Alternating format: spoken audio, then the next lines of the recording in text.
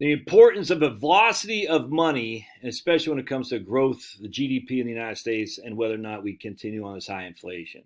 Now, I've shared this a million times. We talked about a little bit in the live stream last night, but I want to go deeper into a little bit here today because I think it's important. A couple of you guys asked me to elaborate, and I had to go watch the basketball game, so we didn't have a chance to do that. All right, so we're going to go look at this article from Japan in 2013. Velocity of the money is how much additional GDP you can get for each additional dollar circulating in the economy.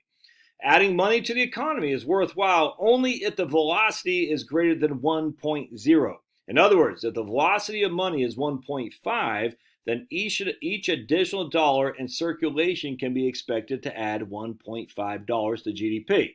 So we add a dollar, it increases the output by 1.5 if the velocity of money is 1.5. In Japan, the velocity of money is currently, this is 2013, and nothing has changed, 0.55. That means for each additional 100 Japanese yen in circulation, produce only 55 yen of additional GDP, which means there are 45 out of that 100 yen created by the Bank of Japan that disappear from the economy, largely in the form of cash hitting in dressers or under beds or sitting in the bank vaults. That is why it's so difficult for the Japanese to ignite inflation. All right, so I want to show you guys something. We're going to look at the velocity of money in the United States, and here we go. So for every dollar of increase in the money supply in 1959, you got $1.7 of increase in output. Here in 2017, for every increase in dollar into the money supply, you had an increase in output by basically $2.20. Oh, look at that. Kaboom, kaplank, kaplunk. Now we're at 1.12. That's it. I mean, there's no getting around this, my friends. The velocity of money is falling off a cliff, and that is not inflation. I don't care what anybody says. Now, we can argue all day long there's inflation right now. Yeah, absolutely. There's always freaking things that happen on any given, the dead cat bounce, things of this nature always happen. The trajectory of the GDP and inflation for the United States isn't high inflation. It's the actual opposite. That doesn't mean you're not going to have instances like we are now with insane inflation due to high energy prices, without question. But not be able to get fertilizer. This is common sense, but of course no one wants to use common sense. They want to blame that other guy, Biden, or they want to blame Trump or whatever it is.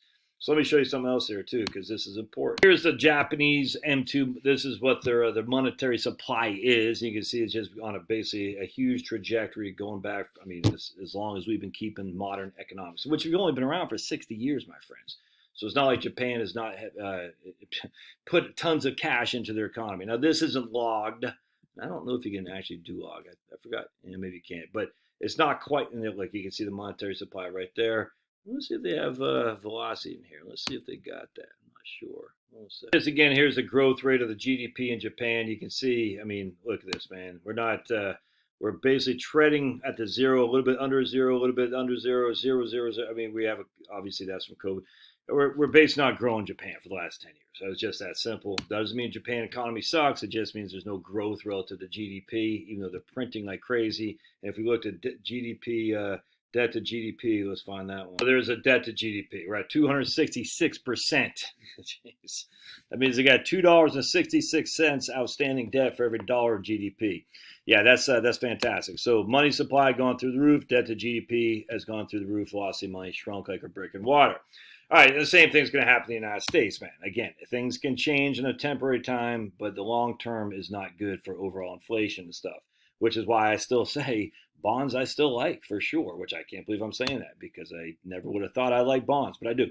All right, so let's look at something else from the U.S. Federal Reserve Board of St. Louis. The velocity of money is the frequency at which one unit of currency is used to purchase domestically produced goods and services within a given amount of time. Domestically, what is GDP? Gross domestic product, GDP. What it used to be, gross national product. We don't care about that. We just care about things that are produced domestically, apparently. In other words, it's the number of times $1 is spent to buy goods and services per unit of time. If the velocity of money is increasing, which is certainly not, the more transactions are occurring in an economy. Isn't that interesting? The frequency of which a currency exchange can be used to determine the velocity of money can give you insight as to whether consumers and businesses are saving or spending their money. So if the frequency is such that they're not spending their money, they're not changing hands, that means they're not spending their money, which is either they're saving or it's just sitting in a vault or they're paying down debt. So let's read my man Richard Koo talk about the velocity of money and what happened in Japan. We're going to read you this whole paragraph, this whole, I'm just going to read you this, and you can listen or not, but I think it's incredibly interesting. It has been argued that Keynes got the remedy for balance sheet recessions right, but not their cause. At the opposite extreme stands Irving Fisher. Remember Irving Fisher, who said we're at a perpetual high in 1929 and the markets fell off a cliff. Everyone laughed at Irving Fisher, even though he was a pretty good economist. He came up with the concept of debt deflation in 1933. He correctly identified that some of the reasons behind these recessions, but not the remedy. He identified the reasons, but not the remedy. Because many readers of economic literature may be wondering how the balance sheet recession concept differs from Fisher's debt deflation argument, a short comparison is offered here. As does a balance sheet recession, Fisher's debt deflation starts with a state of over-indebtedness that leads people to liquidate debt. From there, Fisher argues there are 9 steps to lead to debt deflation. All right, debt liquidation leads to selling. A contraction, then, of deposit currency as bank loans are paid off and a slowing of the velocity of money. This contraction of deposits and their velocity precipitated by selling causes a fall in the level of prices. In other words, an increasing in the value of dollar, because deflationary level prices drop, the value of the current currency goes up. Assuming that this fall in prices is not interfered by a reflation, i.e. we're going to plump the economy with much more money, which they have tried to do but just sits in the bank vaults, there must be a still greater fall in the net worth of businesses, precipitating bankruptcies and a like fall in profits in which a capitalistic private profit society leads concerns that are running at a loss to reduce output, trade, and employment. These losses, bankruptcies, and unemployment lead to pessimism and a loss of confidence, which in turn result in a hoarding and a further reduction of the velocity of circulation. Let's see. And specifically, all right, a fall in nominal or money rates and a rise in real commodity rates of interest. So a fall in the price of goods, an increase in the value of dollars. And what does that do?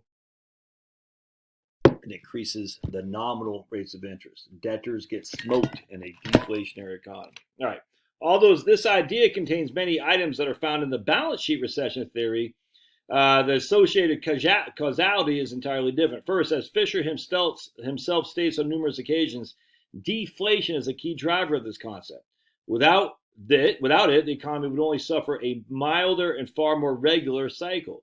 To generate deflation, therefore, Fisher gives distress selling, again, selling of assets, I just got to liquidate, which is exactly what happened in 2008, a very prominent role in both number one, debt liquidation, and in number two, a contraction of the monetary supply.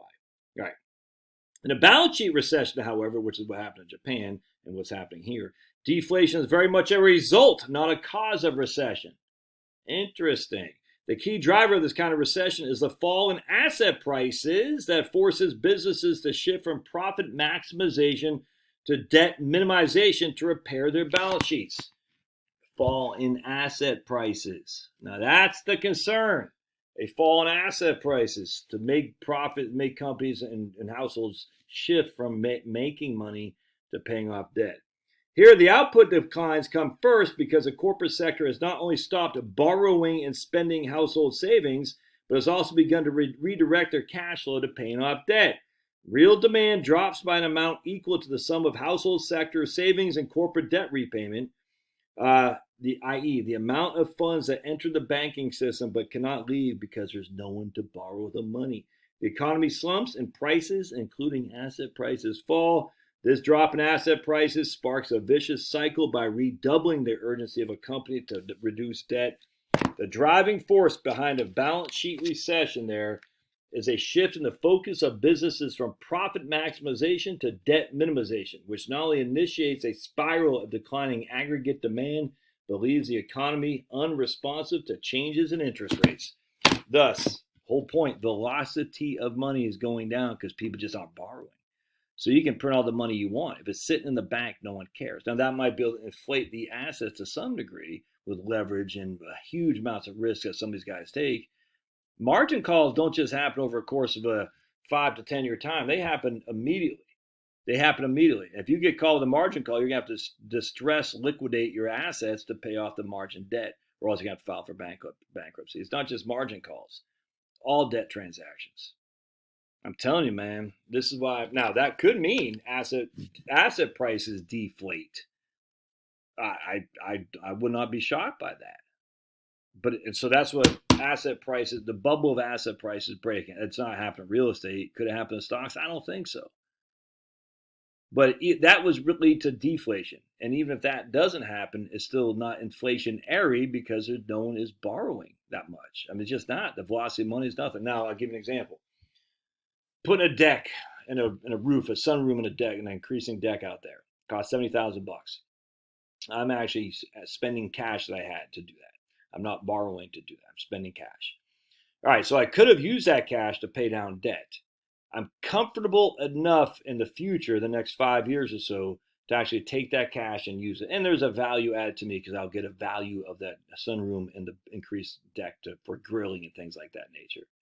But I might have said, no, I don't trust the economy in the future. I'm going to take that $70,000. I'm either going to leave it in cash, and I'm not going to deploy it to hire a couple of carpenters and whatnot, but I'm just going to let it sit there, or I'm just going to use it to pay down my other debt. Those two arguments, leaving it in cash or paying down debt, are not inflationary, no matter what the M2 money supply is. It's deflationary. It's contractions, without question. You could maybe not deflationary, but certainly not growth. So not inflationary. But I said, I have enough confidence in the next 5 years, scary, not going to lie to you, that I'm willing to take the risk and not have that $70,000. But I will have a deck, if that makes sense, a big ticket item purchase. Now, fast forward, I have that deck. What am I going to be doing from then on? It's just working like a crazy man, paying off the debt. And I haven't borrowed for that, but just working to pay off this debt. That's the velocity of money. $1 increasing in the money supply what does it lead to in terms of GDP growth? It's the lowest it's ever been. It's never going to come back to much. It's just not. Because as people age, they don't pay off debt. They don't borrow and they don't spend. And the millennials and the younger folks, I'm Gen X, I think. But the people behind me, they're already heavy in debt. So there's not going to be any growth because they got to use a lot of their income to pay off the debt they've already accumulated. The growth has already happened. Yeah. Hope this helps. Love to hear your thoughts. This is big time stuff in economics. You got to understand it. I will see you.